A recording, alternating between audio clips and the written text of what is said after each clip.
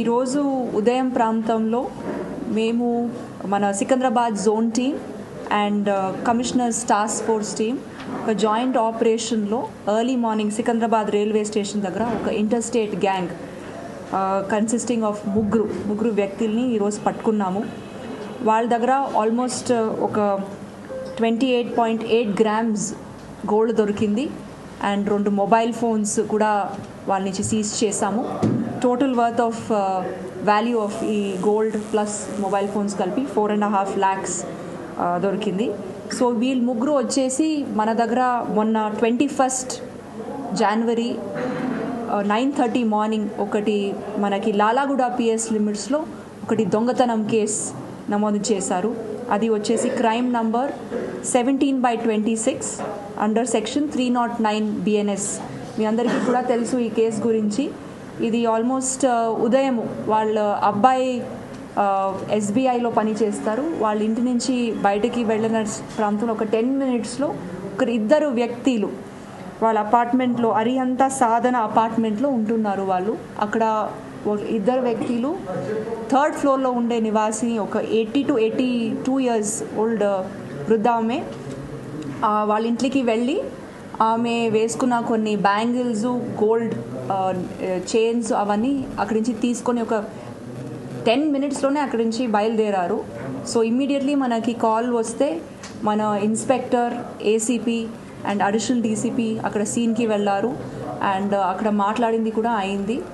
And CCTVs కూడా check చేసి మనకి కొన్ని క్లూస్ కూడా దొరికింది. సో ఇమ్మీడియట్లీ మేము and then task force team under DCP Vaibhav వాళ్ళ టీమ్స్ కూడా ఫామ్ చేశాము. ఒక 5 teams ఫామ్ చేసి ఇన్ని రోజు మేము వర్క్ చేశాము. మళ్ళీ మనకి ఈరోజు ఉదయము ఇదిలో బ్రేక్ వచ్చింది. ఒక క్రెడిబుల్ ఇన్ఫర్మేషన్ తోటి సికింద్రాబాద్ రైల్వే స్టేషన్లో వీళ్ళు ముగ్గురు దొరికారు. వీళ్ళ ముగ్గురు బ్యాక్గ్రౌండ్ ఏమిటంటే ఒక A1 వచ్చేసి గురపాగిరి మహేష్, ఈ 36 years లేబరర్గా పనిచేస్తారు. వీళ్ళందరూ పుట్టపర్తి నివాసీలు. ఇక్కడ ఈ మహేష్ది ఇది చూడాలి అంటే వీళ్ళు ఇక్కడ వాచ్మ్యాన్గా ఈ సేమ్ అపార్ట్మెంట్లో వాచ్మ్యాన్గా పనిచేశారు.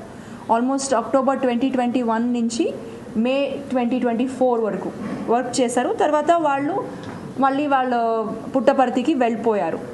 అక్కడ వాళ్ళు ఇంకా ఇద్దరు వ్యక్తులు చిన్న కోట్ల పవన్ కుమార్ అండ్ గిజ్జు సురేంద్ర వీళ్ళు ముగ్గురు కలిసి అంటే వాళ్ళకి కొంచెం అలవాట్లు ఇది తాగేది దెన్ వేరే చటాలు ఉండి వాళ్ళకి వచ్చే జీతం సరిపోక ఇది వాళ్ళకి తెలుసు ఓకే ఇట్లాగే ఉంది ఒక ఇల్లు, వాళ్ళ అబ్బాయి త్వరగానే వెళ్ళిపోతారు ఇంకా ఎవరు ఉండరు ఇంట్లో అని వాళ్ళు ఒక స్కెచ్ వేశారు. సో వాళ్ళు ముగ్గురు వాళ్ళ విలేజ్ నుంచి బయలుదేరి మన హైదరాబాద్కి వచ్చారు.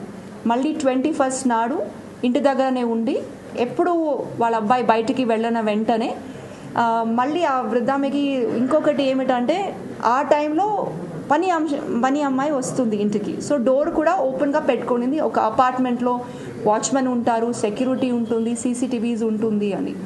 అదే టైంలో వీళ్ళు చూసి వీళ్ళిద్దరు వ్యక్తులు వచ్చి దొంగతనం చేశారు. సో మేము టీమ్స్ ద్వారా వీళ్ళందరినీ మేము ఇంటరోగేట్ కూడా చేసాము. వాళ్ళు కూడా మనకి ఇది రికవరీ కూడా అయింది. వాళ్ళ నుంచి ఒక గోల్డ్ బ్యాంగిల్ ఒక చైన్ కూడా రికవరీ అయింది అండ్ రింగ్ కూడా రికవరీ అయింది. ఇంకా కొన్ని 2 బ్యాంగిల్స్ కూడా రికవరీ అవ్వాలి. వాళ్ళు ముత్తోట్ ఫైనాన్స్లో అది పెట్టారు. సో మళ్ళీ వీళ్ళని మేము రిమాండ్ ఈరోజు చేసి పోలీస్ కస్టడీ తీసుకొని ఇంకా అది కూడా మేము రికవరీ చేస్తాము. అండ్ వీళ్ళు క్రిమినల్ బ్యాక్గ్రౌండ్ చూస్తే ఇదిలో మహేష్ ఇక్కడ వాచ్మ్యాన్గా ఎప్పుడు పని చేశారు 21 to 24లో.